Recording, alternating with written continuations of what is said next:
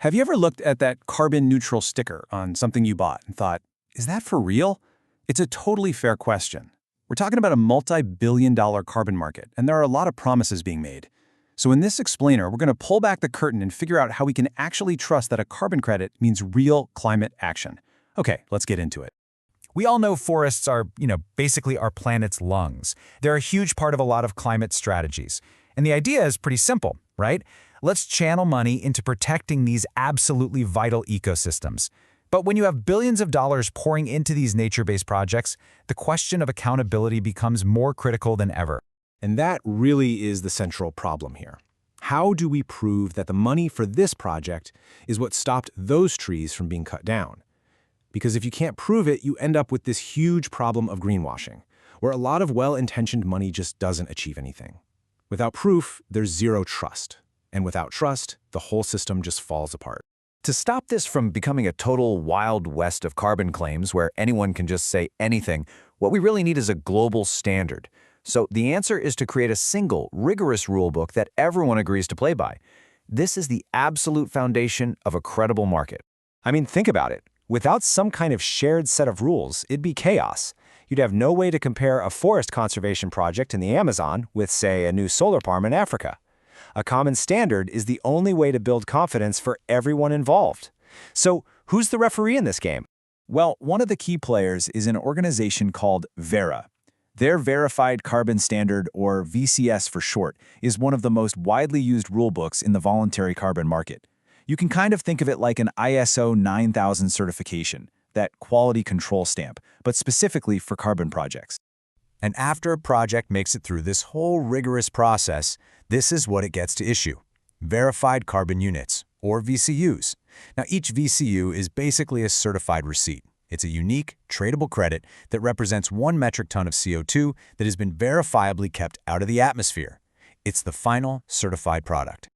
So what is this rulebook actually built on? What's the philosophy behind it all? It's not just a long list of technical rules. The entire system is actually founded on a set of core principles that are designed to ensure integrity, from the very beginning to the very end. What's so interesting here is how these principles all work together to create this web of accountability. Look at accurate and conservative. That means projects have to be precise, but if they're not 100% sure, they have to err on the side of caution and actually underclaim their impact. Then you have complete and transparent, which basically mean no secrets. All the data has to be made public. And consistent and relevant, make sure we're always comparing apples to apples across all kinds of projects.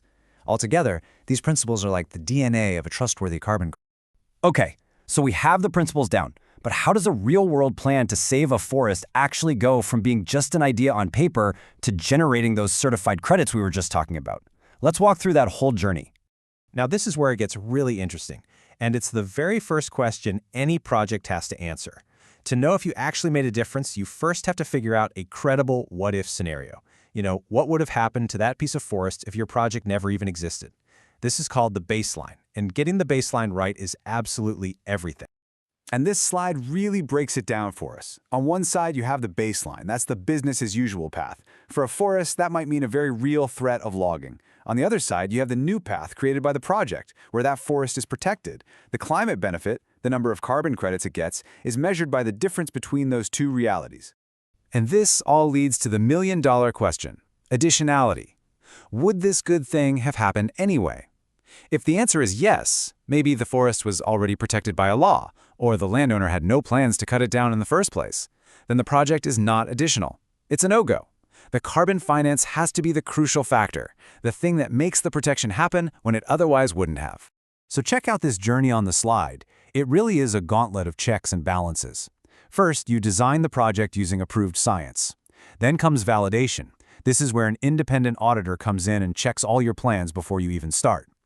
Then you have to monitor everything, constantly collecting data. After a while, that same auditor comes back for verification to check your real-world results. And only then, at the very end of this long road, do you finally get to issuance.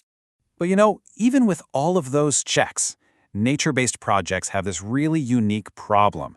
Carbon stored in a tree just isn't the same as carbon that's been buried underground for millions of years.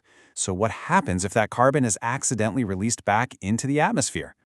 Honestly, the best way to think about it is exactly like this. You need an insurance policy. A project might promise to protect a forest for 100 years, which is amazing. But what happens if a huge wildfire rips through it in year 20? Well, that climate benefit is gone, so you have to have a way to cover that loss. In the industry, they call this non-permanence risk, and it's a major concern for any project in the agriculture, forestry, and other land use sector, what insiders just call AFLU. The bottom line is that nature can be unpredictable, and there's always a risk that stored carbon gets released, which would reverse all the good that was done.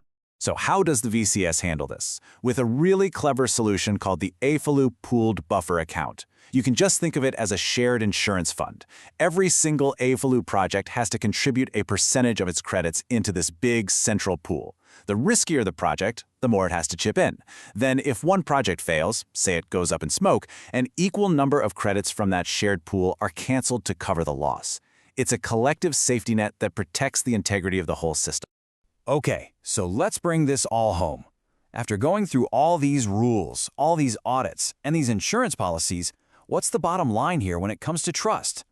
The crucial point is this. When you see a carbon credit that's been verified through a system like this, you're not just buying a vague promise.